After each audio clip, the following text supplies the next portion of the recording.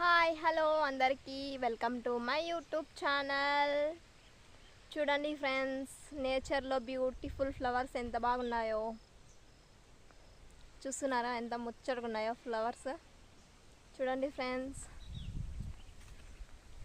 మా సైడ్ అయితే దారి పొడవునా ఇలాంటివి ఉంటాయన్నమాట. మీకు సీతాఫలాలు అంటే తెలుసా ఫ్రెండ్స్? అదిగో నేను చూపిస్తాను ఇప్పుడు. సీతాఫలాలు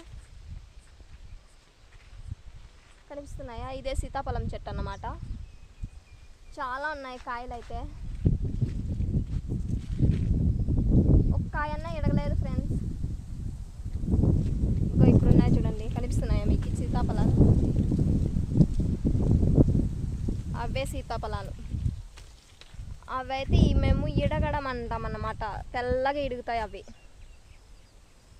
తెల్లగా అయిపోతాయి కాయలు మొత్తం. భలే ఉంటాయి తెలుసా టేస్ట్ మాత్రము.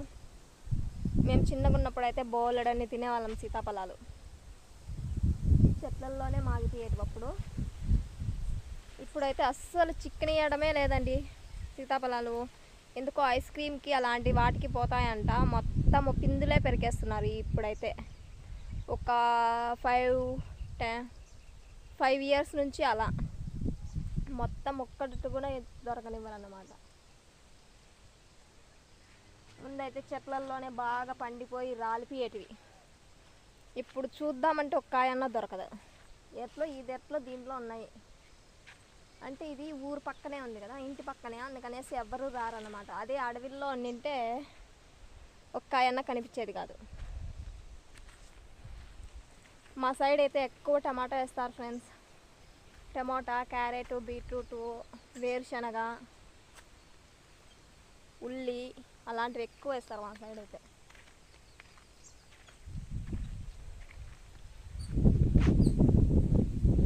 ఇప్పుడు ఎక్కువ ఫ్లెక్సీలు కడుతున్నారు కదా పంటలకి దిష్టి తగలకుండా. ఇక్కడైతే మా బాబాయ్ వాళ్ళు చిన్నది అది పప్పి బొమ్మ కట్టారు. దానికి గాలి తీసేశారన్నమాట.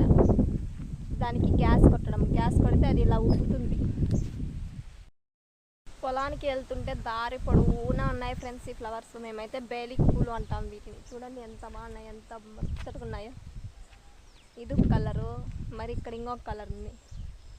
వీటి నుండి తేనెటీగలు మకరందాన్ని తీసుకొని, దాంట్లో ఇది ఉంటుందన్నమాట మకరంద మొదలు, అవి వీటిని పీల్చుకొనేసి మనకు తేనె పెడతాయి అన్నమాట. తెలిసే ఉంటుంది కదా మీకు తేనె గురించి.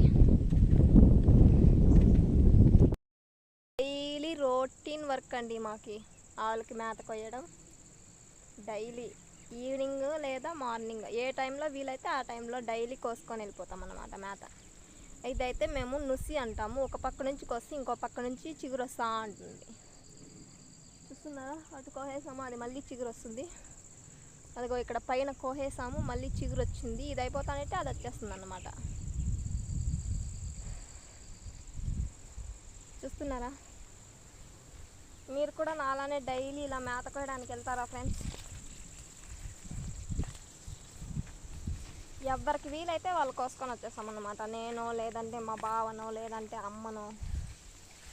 నేనైతే మోయలేను కదా ఈ మేత, అందుకనేసి కోసేసి ఇక్కడే పెట్టేసి వెళ్ళిపోతాం. మళ్ళీ ఏదైనా బావ వర్క్ మీద బయట వెళ్ళింటే మళ్ళీ బావ వచ్చి ఇంకా తీసుకొని వస్తాడనమాట.